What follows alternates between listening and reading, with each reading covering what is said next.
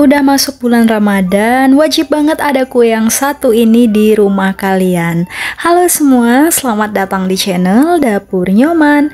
Di video kali ini aku akan bikin nastar keju yang manis, gurih, dan renyah jadi satu. Bikinnya mudah dan resep yang satu ini anti gagal. Kalian pasti bisa bikin di rumah. Sebelum mulai, ayo subscribe dulu channel ini dan follow Instagram kita @nyoman dapur. Terima kasih. Untuk semua bahan, takaran, dan cara membuat sudah tertulis lengkap di description box. Jadi di sini aku udah siapin mentega dan margarin dalam satu wadah.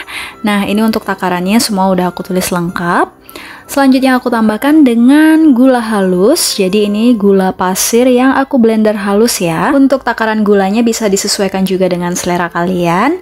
Nah, ini juga aku tambahin vanili bubuk dan baking powder. Selanjutnya ini akan aku kocok terlebih dahulu dan aku kocoknya cuman sekitar 1 menit aja. Jadi nggak harus pakai mixer, kalian juga bisa pakai whisker ya. Segini aja cukup ya, asal gulanya udah larut aja. Terus ini pinggirannya aku sisir dengan spatula biar nggak berantakan. Dan sesuai judulnya, karena aku bikin nastar keju, pastinya aku tambahin keju parut. Untuk keju parutnya itu bebas ya, bisa pakai merek apa aja. Selanjutnya ini akan aku aduk kejunya supaya tercampur rata dengan mentega. Aku pakai spatula aja ya. Selanjutnya tambahkan dengan kuning telur, aku pakai 1 butir aja.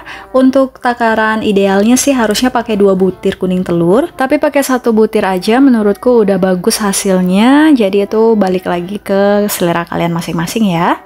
Selanjutnya aku tambahin tepung, tapi aku tambahin tepungnya sebagian dulu. Aku tambahin juga tepung maizena dan susu bubuk. Untuk susu bubuknya ini opsional ya, tapi kalau pakai susu bubuk pastinya rasanya lebih creamy. Nah, ini sambil aku aduk pakai spatula. Aduk sampai tercampur rata ya, kayak gini. Nah, kalau udah tercampur kayak gini, lanjut aku tambahin sebagian lagi tepungnya.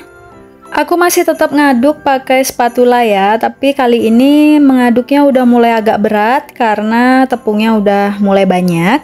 Nggak apa-apa, diaduk aja sampai sebisanya. Nah, kalau udah nggak bisa lagi, kita uleni aja pakai tangan. Seperti biasa, tanganku udah dicuci bersih ya. Dan ini udah tercampur rata, aku uleni sekitar 10 menit ya. Nah, selanjutnya adonan ini udah bisa dicetak, tapi karena aku nggak punya cetakan, jadi aku akan pakai bantuan plastik kiloan seperti ini. Ini aku pakai plastik 1 kilo ya. Nah, untuk kalian yang punya cetakan di rumah itu pastinya lebih baik lagi, bisa langsung dicetak aja. Ini berat total adonannya sekitar 1,1 kilo dan aku masukin ke plastiknya 400 gram dulu ya. Ini udah aku timbang 400 gram, selanjutnya akan aku pipihkan. Aku tekan-tekan pakai tangan aja. Kalau kalian mau pakai rolling pin juga boleh banget. Ini bagian ujungnya aku lipat juga, terus aku tekan-tekan lagi supaya rapi. Nah, kalau udah rapi begini, selanjutnya akan aku potong plastiknya. Selanjutnya akan aku potong-potong. Pertama ini akan aku potong memanjang dulu ya. Aku bagi 4 bagian. Nah, untuk potongannya ini sesuai selera kalian aja. Ini biar rapi aku potong dulu pinggirannya. Terus aku potong-potong lagi dengan lebar sekitar 1,5 cm sampai 2 cm. Dan ini udah selesai aku bagi semua ya. Untuk 400 gram tadi aku dapat sekitar 48 potong. Coba aku ambil satu ya. Nah, hasilnya itu seperti ini.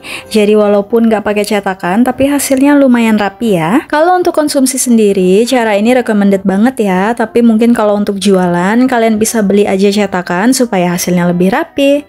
Nah, ini udah aku susun semua di loyang. Dan selanjutnya akan aku beri olesan. Untuk campuran olesannya udah aku tulis lengkap di description box. Ini hasil olesannya glowing dan bagus banget. Jadi recommended buat kalian coba. Bisa untuk jenis nastar lainnya juga. Biar lebih cantik, aku kasih topping kacang almond slice ya di atasnya. Dan ini siap di oven. Nah, selain kacang almond slice, aku juga pakai topping keju parut seperti ini. Nah, selanjutnya untuk ketentuan panas ovennya, ini penting banget diperhatiin. Penting banget panasin ovennya sebelum memanggang nastar. Selain itu, kalian bisa pakai aturan suhu yang udah aku tulis di video, tapi sesuaikan lagi dengan oven kalian masing-masing ya. Saranku jangan pakai suhu di atas 150 derajat karena bisa bikin olesan nastarnya jadi gosong. Mungkin rasanya masih enak, tapi tampilannya jadi nggak cantik. Jadi saranku pakai suhu rendah aja ya. Nah, dan ini nastarnya udah matang. Langsung keluarkan dari oven dan kita diamkan dulu sekitar 30 menit sampai 1 jam supaya hasil nastarnya lebih kokoh dan renyah. Dan ini nastarnya udah dingin ya, jadi digesek-gesekin kayak gini nggak masalah karena teksturnya juga udah kokoh. Dan kalau udah dingin bisa banget disimpan di toples nastar kayak gini. Bisa juga dikemas pakai packaging yang imut kayak gini, bisa jadi untuk bekal anak atau suami. Kalau dari tampilannya, ini kelihatan cakep banget dan layak jual ya. Walaupun nggak pakai cetakan, tapi hasilnya tetap cantik. Ayo sekarang langsung aja kita cobain sama-sama. Tekstur nastarnya renyah dan juga lembut. Rasanya gurih, manis, jadi satu. Bahan ekonomis tapi rasa premium. Ini recommended buat kalian coba di rumah. Segitu dulu videoku kali ini. Terima kasih buat kalian yang sudah nonton sampai akhir. Tetap support channel ini and see you on my next video. Bye-bye!